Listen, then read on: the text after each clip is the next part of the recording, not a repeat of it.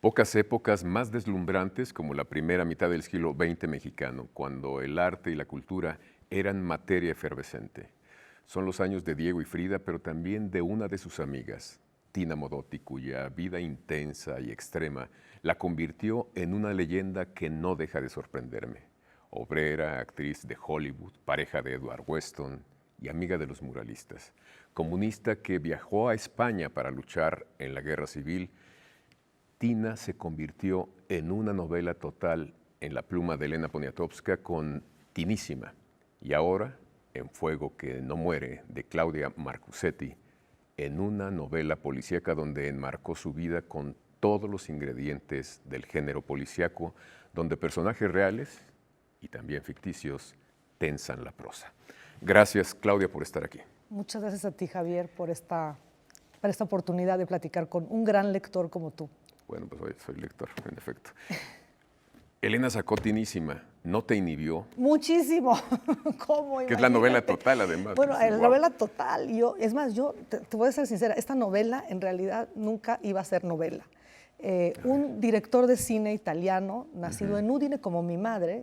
Mi madre es de Udine, así es. Yo pasé muchos de mis veranos con los abuelos en Udine y tengo todavía familia ahí. Bueno, él llegó a México pidiéndole a Elena que colaborara en un guión, así como lo hizo Gabriel Ripstein aquella vez, hace cuántos años, claro. Y la razón por la que hoy tenemos Tinísima. Por supuesto, yo había leído Tinísima en mi juventud cuando salió y la verdad me había encantado y por supuesto me había identificado en muchas situaciones con esta mujer italiana en México que además creó la mayor parte de su acervo fotográfico en México. Claro, Es más, el embajador italiano hace poco cuando se inauguró en Guanajuato, en el Cervantino, la exposición Tina y Diego, camaradas, eso dijo, es patrimonio nacional mexicano, porque claro, en realidad es mucho más conocida en México que incluso en Italia. Hoy está comenzando a ver, hoy y ya desde los años 70 con Vittorio Vidali, que empujó mucho su trabajo fotográfico. Yo creo que porque se sentía bastante mal con ella por otras razones, pero bueno, ya lo platicaremos. La cuestión es que llegó este director italiano, Ferdinando Vicentini Orgnani, y él Elena lo rechazó, básicamente dijo, yo ya dije todo lo que tenía que decir de Tina, y ahí háganse bolas, si quieren el libro, pues ahí está. Y él recayó conmigo por la cuestión de la italianidad, ¿no? Y de alguna manera me ofreció, trabajemos juntos en el proyecto. Y yo me emocioné, uno, porque conocí a Tina por Tinísima, y dos, porque fui conociendo pues otros personajes alrededor de Tina, como es el caso de Vidali, que me llamaron muchísimo la atención y que no se sabía, y que además había algo de controversia, ¿no? O bastante controversia al respecto, ¿no? Y esto se quedó en un proyecto de cine durante muchos años. Esto fue en el 2009, el primer acercamiento donde yo comencé a investigar. Y con él hicimos varias entrevistas, incluyendo el director del Comitato Tina Modotti, que es la fundación que guarda el legado de Tina en Udine. Ellos tenían fondos de la región para hacer algo de cine. En fin, había un poco un movimiento para volver a rescatar esta figura que ha ido siendo, como lo dijo Neruda, fuego que no muere, porque a la fecha seguimos hablando tú y yo de ella, ¿verdad? Entonces, bueno, creo que en ese sentido fue un proceso largo hasta que, fíjate, conocí a Hugh Thomas, el gran historiador británico, y platicando, también amigo de Elena, me decía, es que tu personaje no es Tina, Claudia. En realidad el personaje del cual hay que hablar ahora es Vittorio, porque desde ahí yo tenía un poco... Es una voz fuerte, aquí es... Es una voz muy fuerte en la novela, de hecho casi es una novela, no es una novela biográfica de ninguno de los dos, porque eso cuide que no fuera. Ya hay varios libros escritos sobre Vittorio, también en italiano, lamentablemente. También uno de los retos para mí era ¿no? Yo soy de las pocas que conoce ambas historias, que hablan los dos idiomas. Entonces, de alguna manera traer este mundo italiano a México y llevar este mundo mexicano a Italia fue otro de los retos que yo traté de hacer en esta novela, ¿no? Pero se convirtió en novela hace pocos años. Yo empecé ya con la escritura propiamente de la novela en 2017. Entonces son 5 años más o menos que llevo trabajando en ello, y la verdad fue porque también la editorial me decía, pero ¿cómo tienes toda esta información, todo esto, y no vas a escribir algo? Y yo, pues no, ya no se hizo la película, ¿sabes? que por cierto tal vez se haga, no se sabe, sería estupendo, no con este imagínate. libro, se está haciendo, yo conocí el guionista que murió hace unos meses, lamentablemente, y estaba él haciendo una novela y una película y una serie, pero él se quejaba que iba a ser una serie muy ligera, que no había contenido político, que era más bien la historia de amor de Tina con Mella. Sabes, hay muchas maneras de acercarse a esta historia, ¿no? Claro. Desde muchos ángulos, desde la fotografía. Yo usé el thriller, como tú bien los dijiste, el suspenso, porque a mí me gusta leer novela policíaca, a mí me gusta, y creo que daba para eso, porque tú imagínate ser un jovencito que encuentra en la morgue, en esa época, el cuerpo de Tina Modotti, después de todos los escándalos que hubo ella estuvo presa 2 veces en México, desde que murió Mella hasta después cuando la deportaron. En fin, obviamente en esa época daba a pensarse que tal vez había algo detrás de la muerte de Tina. Y mucha gente lo piensa todavía hoy. Entonces, creo que eso es lo que me dio pie a mí para construir esta novela de ese modo. ¿Y no sentiste en algún momento que no ibas a ser fiel, digamos, a la figura de Tina, metiéndole ¿cómo te diré? Al género policíaco? Fíjate que no tenía compromiso de ser fiel a la figura de Tina. Yo sí me di como libertad de voy a ver mi propia Tina, ¿no? Lo que me arroje la historia, porque muchas de estas escenas se fueron construyendo con toda la documentación que yo tenía, que sí fue muy extensa porque visité los archivos del Instituto Sarans, que tiene los archivos de Vittorio Vidali, los de la Resistencia en Italia, es de Gramsci en Roma, por supuesto la hemeroteca. Hemerográfica hiciste, yo vi. Y además hay muchos más libros de los que había hace unos años. El mismo Patrick Carlsen, que es uno de los directores, es un investigador italiano, tiene una cantidad de información, entrevistas, hay un documental sobre Vidal, y de hecho que estaba yo tratando de promover para que se pudiera pasar en algún canal en México. Eso sería estupendo. Sí, sería estupendo porque lo presentamos yo porque uní a las dos voces, el Festival de Cine de Morelia y a este amigo mío, además que ya se hizo amigo a raíz de esta documentación que me facilitó, que es Gianpaolo Penco, que es el director del documental, que se llama Yo no soy el que fui, de Vittorio Vidali. Y bueno, toda esta información, por supuesto, ahí estaba rondando y yo tenía más ganas es más, de hecho, te voy a ser honesta, no volví a leer Tinísima justamente para no influenciarme, porque dije, claro, si no voy a acabar rindiéndole honores a Tinísima, y no era mi idea era en total libertad para llegar a la verdad, porque también creo que hay un fuego que nunca muere, que es el de la justicia, y que hay que hacerle justicia a los personajes, a los momentos históricos y a las ideologías también, ¿no? Creo que, y me lo dijo Tomás en ese momento, si cuentas la historia de Vidali, vas a contar la historia del comunismo, me dijo. Y creo que es una historia que vale la pena que se cuente, porque hubo mucha gente que en su momento, pues, creyó en este sueño, en esta tal vez utopía, pero que tenía sus buenas razones para creerlo. Al final era un sueño muy humano y muy justo, ¿no?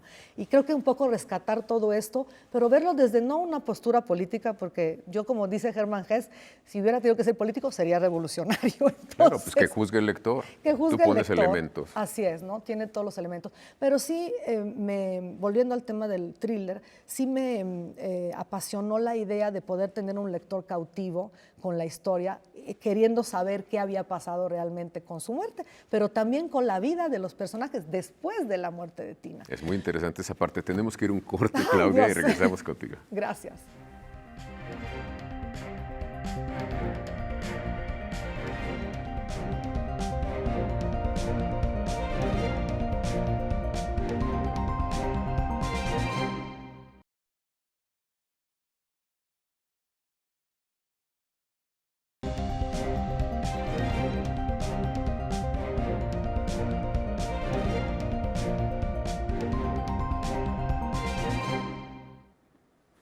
Les recuerdo que está con nosotros Claudia Marcusetti, autora de este libro. Es un libro que jala, que atrapa, tiene mucha emoción, para hablarnos precisamente de cómo y por qué se acercó a este personaje que sigue siendo, como tú bien dices, como decían Neruda, un fuego que no cesa, sigue estando presente. ¿A qué atribuyes tú que esta figura siga ardiendo entre lectores y no lectores? Porque hay muchos que no la conocen, no conocen tampoco su fotografía, y sin embargo ya es un referente que está sobrevolando. Yo creo que es un poco ajonjolí de todos los moles, ¿no? Como decimos en México, eso. porque pues tiene una vertiente artística, tiene una vertiente ideológica, tiene la vertiente femenina.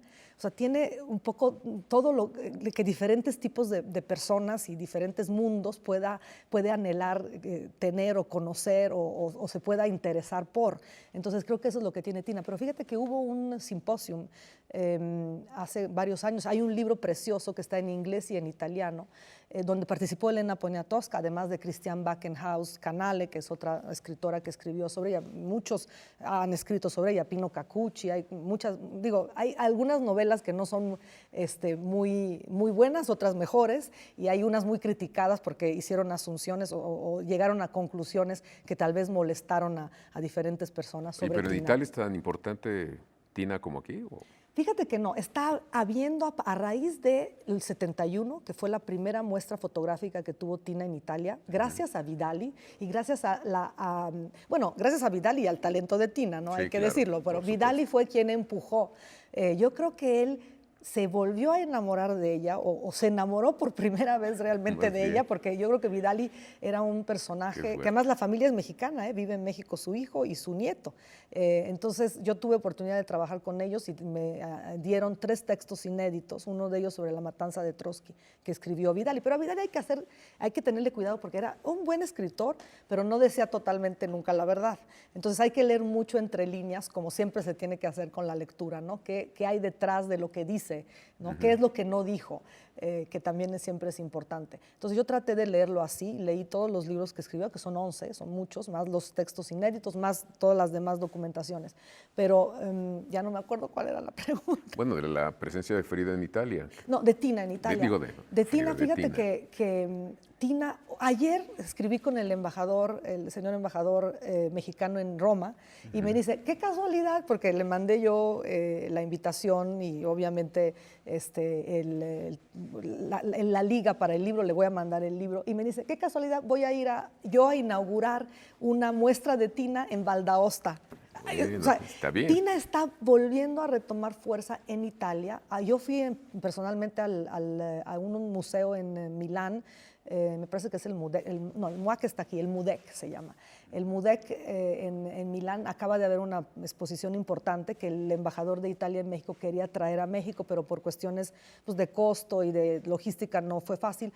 La exposición que hicieron en Guanajuato se hizo con material que tiene el MUNAL. En México hay muchísimo material de Tina, entonces no es necesario traerlo. Pero allá, digamos, sigue siendo como para los happy few. Yo creo que sigue siendo para los happy few porque también las nuevas generaciones tal vez no han tenido tanto acceso a información. Mismo la chica que me entrevistó ayer, pues no conocía Tinísima. Entonces, ¿sabes? Es un libro que tal vez se tiene que retomar ahora para entender bien al personaje de Tina, pero que muchas gentes de los jóvenes no han leído. ¿Por qué crees? Porque también le hicieron a un lado, ¿no? Aquí mismo. Porque yo creo que también, al ser un personaje político, esa tal vez es una de las razones por las que nunca se llegó a hacer la película. Si bien hubo mucha gente, desde Madonna, que estuvo interesada en el personaje, así como estuvo interesada en Frida, porque además Frida y Tina vino a México a tratar de hacerlo. Entonces yo creo que se necesita alguien que agarre y que diga, yo lo voy a hacer. Y sí es muy difícil porque Hollywood pues no necesariamente va a poner los dineros para hacer esta película. Entonces, ¿sabes? Tiene que ser un proyecto, digamos, alternativo, interesante, o puede haber muchas visiones, ¿no? Al final. Yo creo que vale la pena explorar el mundo de Tina, y en este simposium lo decía, porque al final sí representa muchos mundos que todavía hoy tienen un sentido. ¿Qué mundos? Compártenos eso. Y ahí se hablaba mucho de que muchas mujeres se identifican con ella. Era una rebelde, una indómita. Una indómita, pero al mismo tiempo mujer. Es muy curioso porque es un ícono feminista. Ella nunca dijo una sola palabra en favor del feminismo. Pero era su vida fue. Su vida es lo que... Y yo creo que soy un poco de esa idea, ¿no? Al final, pelear por los derechos es más los hechos que las palabras. Cuando uno actúa y actúa de forma independiente, no hace caso de los juicios. Que tiene que ver con la sexualidad, con la militancia. La militancia, lo que tengas que decir, lo digas, eso es ser feminista. Eso es ser... Y además, Tina antepuso siempre la humanidad antes que el género. O sea, yo creo que eso es algo muy importante también que decir y creo que por eso es tan universal, porque, ¿sabes? No le habla a una sola persona o a un solo público, le habla a todos, ¿no? Y eso es lo que me gusta de ella. Además, tiene también otra cosa que creo que la hace muy atrayente, que es un personaje misterioso. Hay un fotógrafo italiano que se llama Gianni Pignat, que conoció a quien la fotografió, la única fotografía que existe de ella con Vidal y juntos, me decía, ella es como una matrioshka. Que salen y salen y sale otra mujer. Y eso creo que es parte de... Y yo en el libro cuidé que se mantuviera un poco el misterio, porque si tú te fijas, ella no habla en primera persona, ella tiene, que es un poco lo que me decías, la dejaste un poco fuera. No es que la haya dejado fuera, yo quería que se mantuviera el mito, ¿no? El misterio de ella. El mundo se sostiene por un secreto.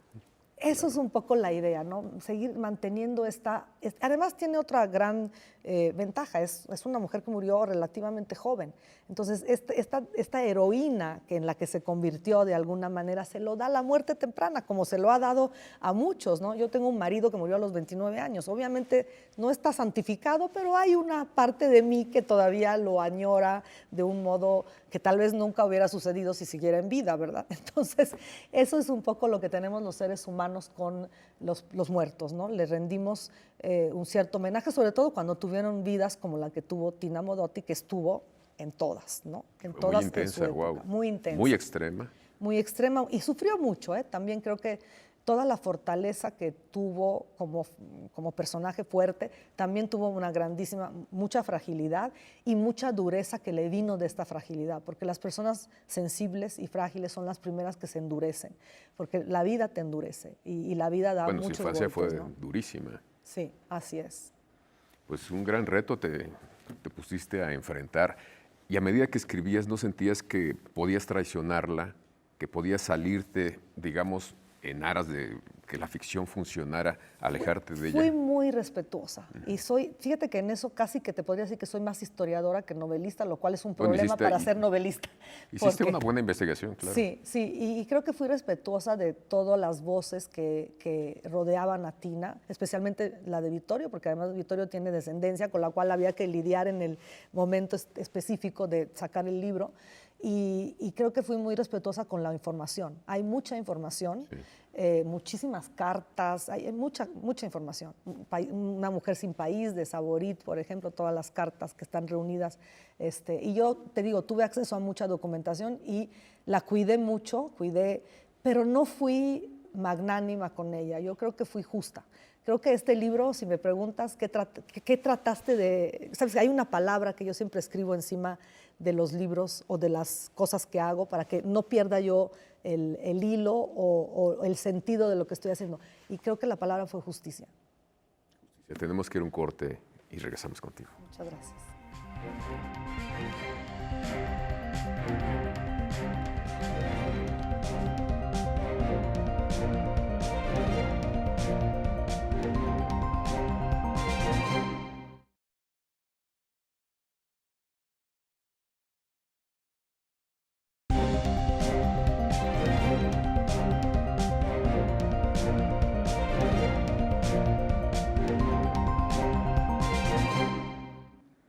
Claudia, tu novela es un thriller, pero puede ser también, quizá, una novela de amor. Yo la veo como una novela de amor. Creo que de lo último que he escrito es la que tiene más amor. Amor a muchas cosas, ¿no? Pero también amor sentimental y emocional entre dos personas que son...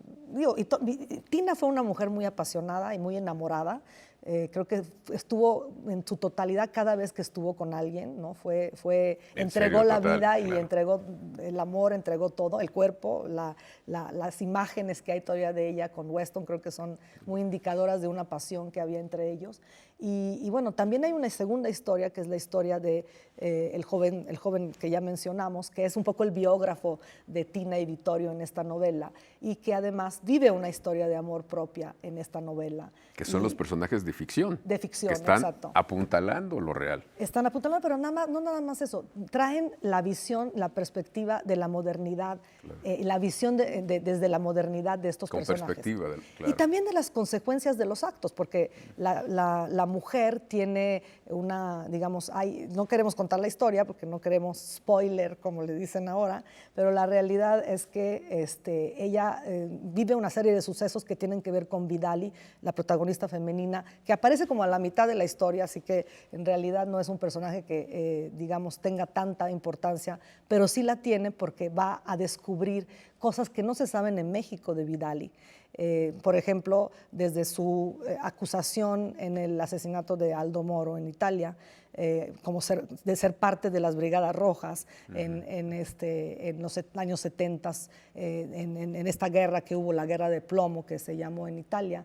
Y bueno, muchas cosas que tal vez Tito, él fue acusado de haber organizado un atentado en contra de Tito. Acuérdense que él fue presidente del Partido Comunista Italiano en el territorio libre de Trieste después de la guerra, de la Segunda Guerra Mundial, que durante 8 años esa zona fue una zona libre porque pues estaba el choque de los dos bloques, ahora sí que el bloque comunista y el bloque aliado.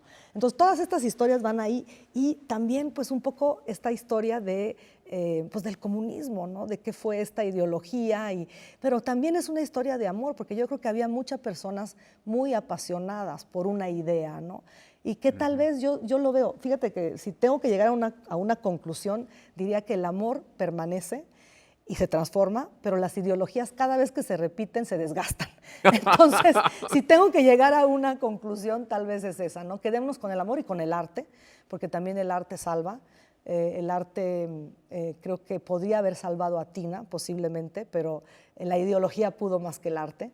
Entonces, bueno, eso tal vez es un pensamiento mío muy personal, que ya estoy influenciando al lector, no es la idea, pero léanlo y vean qué es lo que les parece. No, y vean también cómo resuelves tú el acercamiento, la aproximación a todo lo que es la ideología comunista, la historia de ciertos momentos importantes, y no desbarrancarte, porque es fácil también caer ahí.